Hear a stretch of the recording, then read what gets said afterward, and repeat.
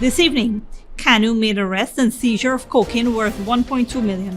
President Ali announces $11 billion investment to enhance education infrastructure and facilities nationwide. Government taking steps to update HIV and AIDS workplace policy. In the region, Bolsonaro faces uncertain political future as Brazil trial starts. And internationally, Bank of England hikes borrowing rates more than expected.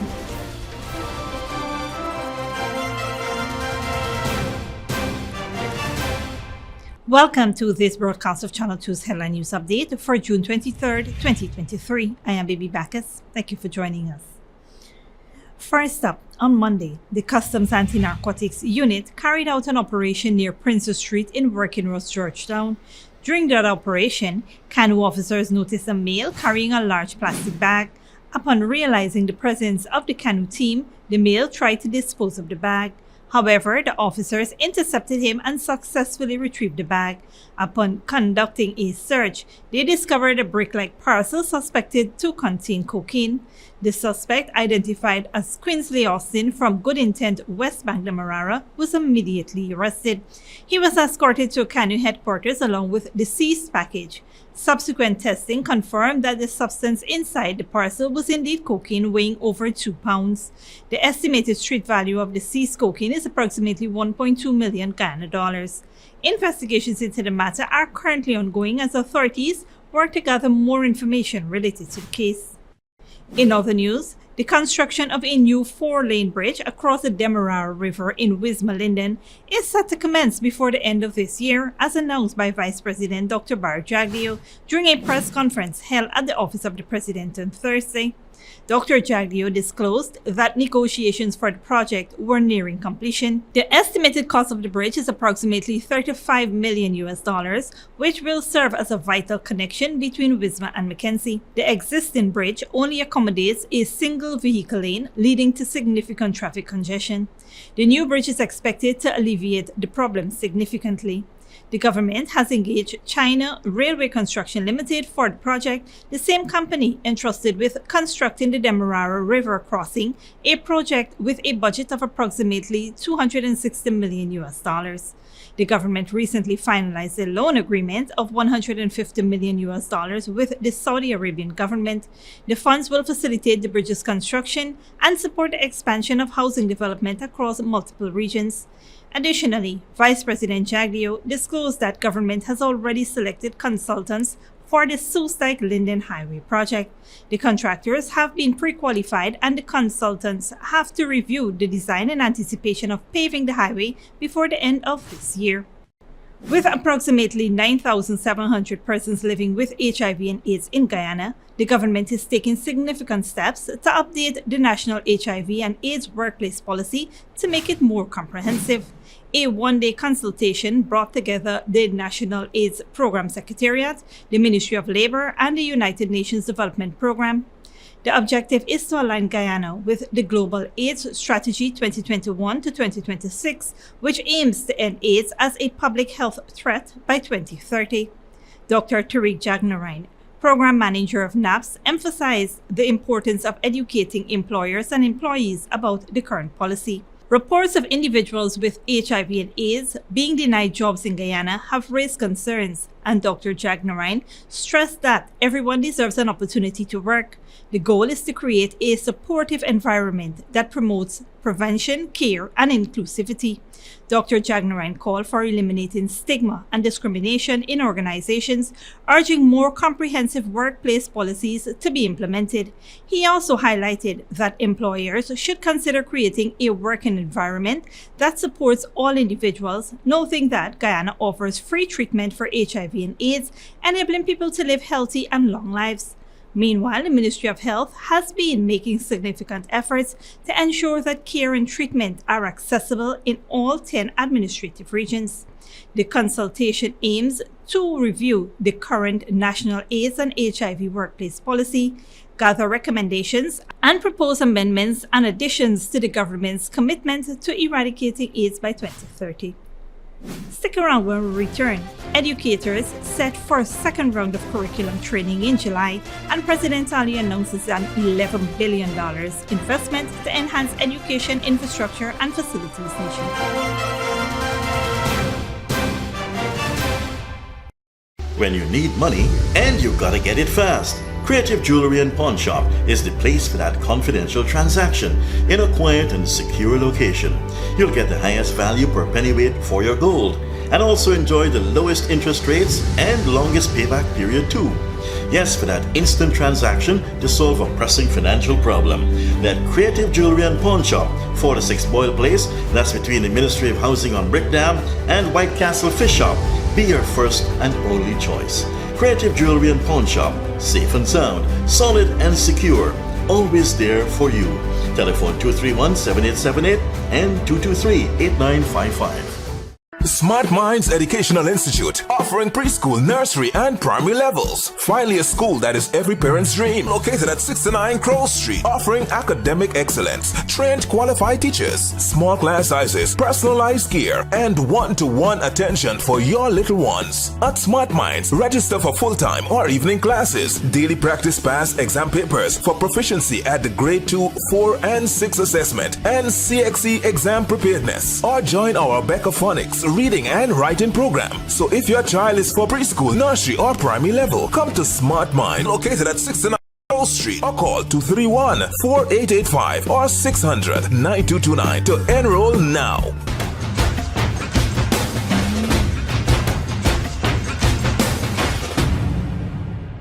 Hello, my fellow TikToker followers. He is Credit, and today all we will be making Chinese noodles with peppies, chow mein, chicken fritters, and spice cake. For the noodles, all of these will be using peppies, black pepper, cashew, Chinese sauce, soy sauce, garlic sauce, paprika, Chinese seasoning, chow mein seasoning, five spice, and our purpose seasoning. Next, this chicken that we marinated, soak for all you wanna know nothing with peppies, green seasoning, miracle seasoning, Pepper sauce, chicken seasoning, paprika, garlic powder, jerk seasoning, black pepper, onion powder, and ginger powder, and document plantain flour, and then this butter we make with this quick piece powder, and we boil in high. We serve with peppies, barbecue sauce. Radical went to the supermarket and she proper buy up enough things. She feels she alone can cook, but she routine even wrong. He shaped like a guy in a map. Peppies has a wide range of ingredients available at supermarkets nationwide. Peppies, we put the pep back into your kitchen. Good girl forget things. What's the problem, Granny? I want money for borrow for those surgery. I was dancing and I fall and fracture my hip. If you need some quick money, you should check Lender's Jewelry and Pawn Shop. Lender's Jewelry and Pawn Shop, lot 238 South Road Border, Georgetown. Get jewelry made to order in just 72 hours. We also accept vehicles. Lender's, best rates, longest payback period. Boys, I get through. Plus, I could dance again. Lender's Jewelry and Pawn Shop. Welcome back. President Dr. Mohamed Irfan Ali has announced an $11 billion investment to enhance educational infrastructure and facilities nationwide. The funds will be used for retrofitting, maintenance, and renovations of existing educational facilities and improving teachers' living quarters. The Anna Regina Secondary School in Region 2 is identified as a priority for upgrades. The investment is part of a comprehensive multi-year education agenda aiming to establish and enrich learning environments for all children. The recently commissioned Abraham Zills Secondary School exemplifies the desired standards, featuring modern facilities and inclusive features. The government is also examining standardizing basic salaries for teachers and providing adequate housing. Meanwhile, Minister of Education Priya Manichan highlighted the government's commitment to quality education and equal opportunities for students nationwide. Educators in Guyana will undergo a second round of training in July to implement the renewed curricula for grades 1 to 4. The National Center for Educational Research Development is spearheading the initiative, which will provide training to teachers from private and public schools in regions 1, 7, 8, and 9. The first phase of training was successfully conducted in regions 2, 3, 4, 5, 6, 10, and Georgetown in June of 2022. The revised curriculum focuses on core subjects such as science, social studies, English, language, and mathematics, incorporating interactive learning approaches and exercises that support students' physical and socio-emotional well-being. The training will be conducted through monthly in-person sessions, followed by remote follow-ups and virtual learning communities facilitated by master trainers. Don't go away after the break. A flurry of US and India deals as Biden and Modi meets, and Bank of England hikes borrowing rates more than expected.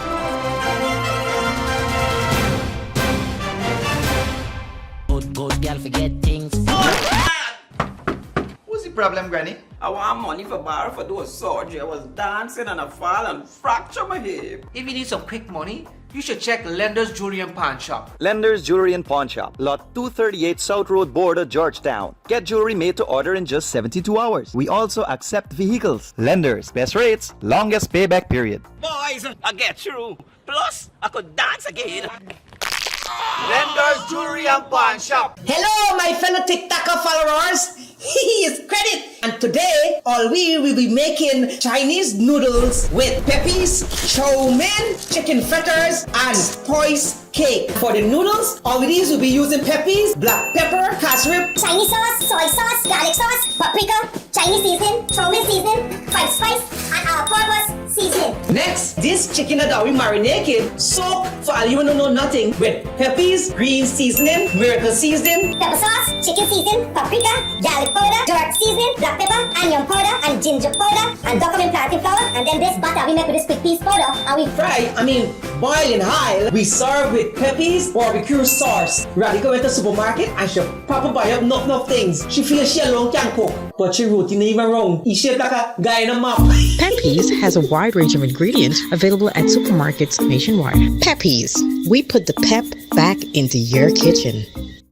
Smart Minds Educational Institute, offering preschool, nursery, and primary levels. Finally, a school that is every parent's dream. Located at 69 Crow Street, offering academic excellence, trained qualified teachers, small class sizes, personalized gear, and one-to-one attention for your little ones. At Smart Minds, register for full-time or evening classes, daily practice pass exam papers for proficiency at the grade 2, 4, and 6 assessment, and CXE exam preparedness. Or join our Becca Phonics reading and writing program. So if your child is for preschool, nursery, or primary level, come to Smart Mind, located at 69 Street, or call 231-4885 or 600-9229 to enroll now.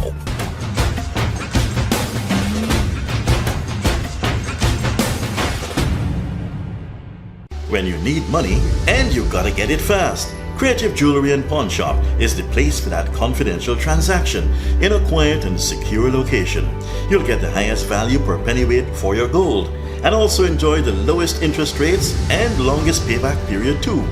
Yes, for that instant transaction to solve a pressing financial problem. That Creative Jewelry and Pawn Shop, 4-6 Boyle Place, that's between the Ministry of Housing on Brickdam and White Castle Fish Shop, be your first and only choice.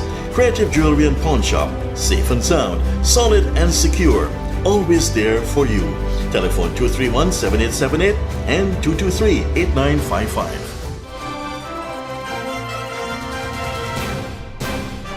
Welcome back. Now let's take a look at what's happening in the region and around the world. Brazil's former president Jair Bolsonaro is on trial for abuse of power. Both Bolsonaro's allies and opponents believe he is likely to be convicted, which would prevent him from running for office for up to 8 years. Al Jazeera's Monica Yanihu reports. Hundreds of supporters greeted former President Jair Bolsonaro in the southern state of Rio Grande do Sul, just as the trial to determine his political future kicked off. Bolsonaro says he's a victim and denies any wrongdoing. Actually, it's a political trial with the lowest of intentions on the part of some. I'm not attacking the superior electoral court, but some of the arguments being made are unbelievable. In Brasilia, a panel of 7 judges heard from the prosecution and the defense before beginning to rule on the case, which will be decided by a majority. Bolsonaro is being charged with abusing his power as president to undermine the credibility of Brazil's October election, 3 months before he lost his bid for a second term. At the center of the case is a meeting he held with foreign ambassadors, making unfounded claims that Brazil's voting system could be easily rigged and casting doubts on its results. Bolsonaro's remarks to ambassadors from other countries were broadcasted on public television and social media, allegedly with the intent of attacking the electoral process by spreading, and I quote, disinformation about Brazil's electronic voting system. At the time of the meeting in July of last year, Brazil was facing a polarized electoral campaign, and polls were showing Bolsonaro trailing behind his arch-rival, current President Luiz Inácio Lula da Silva. Bolsonaro's lawyer says he's being punished simply for expressing his doubts about the electoral system, and that the punishment prosecutors are asking for is unwarranted. If convicted, Bolsonaro would be banned from running for public office until 2030. We are discussing the succession on the presidential race.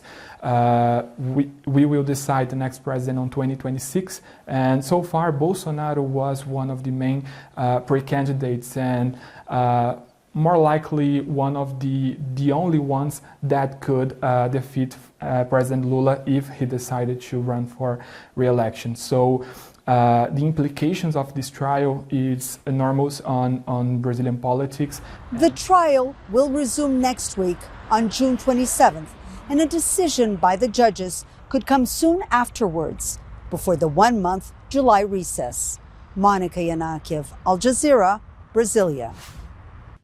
Internationally, India and the US have announced a series of weapons, trade and immigration agreements as Prime Minister Narendra Modi visited Washington. Addressing the US Congress, Modi said that bilateral ties will be the defining partnership of this century. Al Jazeera's Rosalind Jordan reports. Welcome, Mr. Prime Minister. On Thursday, U.S. President Joe Biden welcomed Indian Prime Minister Narendra Modi to the White House for a joint press conference and to strike deals on security, trade, and immigration.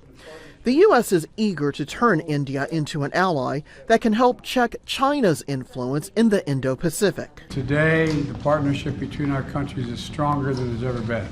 Welcome to Prime Minister Modi's Washington home. However, critics say setting out the good China and crystal for Modi is essentially rewarding him for violating his citizens' human rights.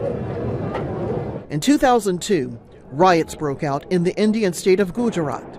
Modi, chief minister of Gujarat at the time, was accused of stoking the violence. He was later cleared. Still, Washington denied Modi a visa to the U.S. for nearly 10 years, reinstating it only after he was elected prime minister in 2014. Human rights activists say Modi's government has either targeted or failed to protect Muslims, Sikhs, Christians from religious-based violence. Allegations Modi denied. We have always proved that our democracy can deliver, and when I say deliver, this is regardless of caste, creed, religion, or gender. There is absolutely no space for discrimination. Even so, Modi's invitation to address Congress drew objections from a few legislators, including Michigan Representative Rashida Tlaib.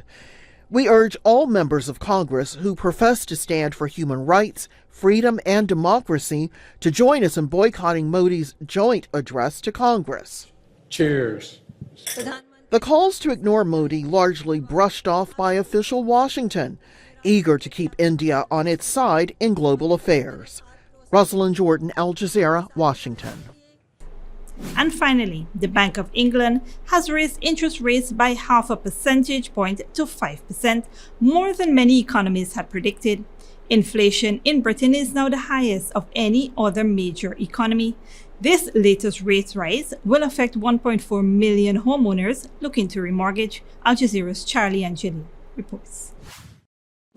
Ben Govia's business is being squeezed from all sides. The rent for his small ice cream factory is about to rise by 50%, while his customer base is dwindling, despite being based in one of the wealthiest constituencies in England. Milk's the number one thing we buy here. That doubled over the last year. Sugar and other raw ingredients have increased. The cost of packaging, that's almost doubled in the last year. The cost of energy, we were paying £300 a month. Now we're up to £1,500 a month at our factory. And then just the general economic climate for our customers. If their mortgage has increased by £200, £300, £400, £500 a month, they've got less disposable income.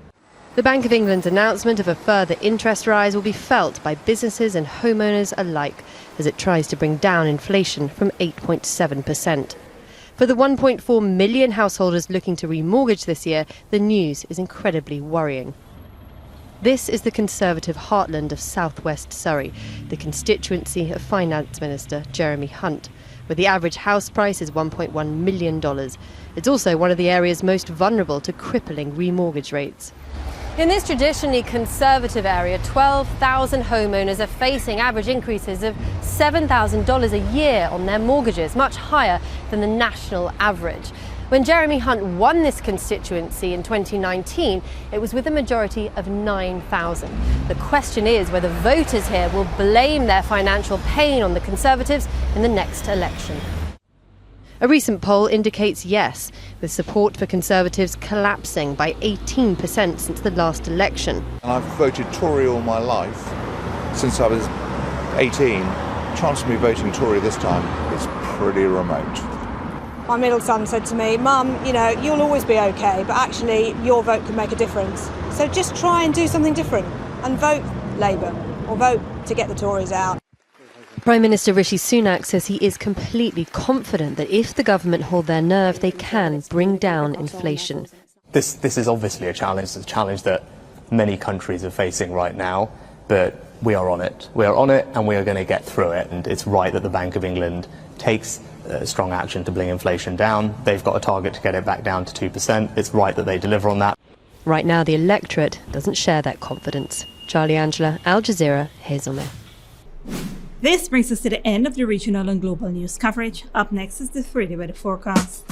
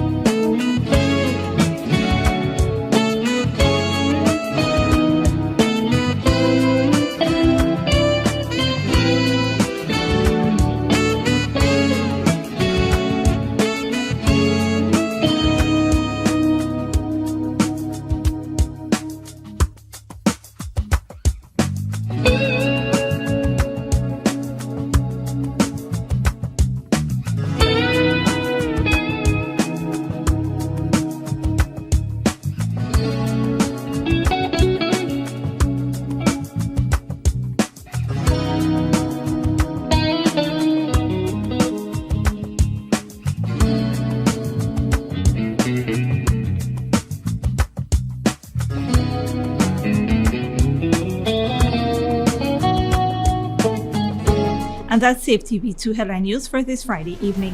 As we take our leave, we invite you to follow us on Facebook and YouTube. You can tune in on Monday at 7 p.m. for more news. Until then, please take care of yourself and each other.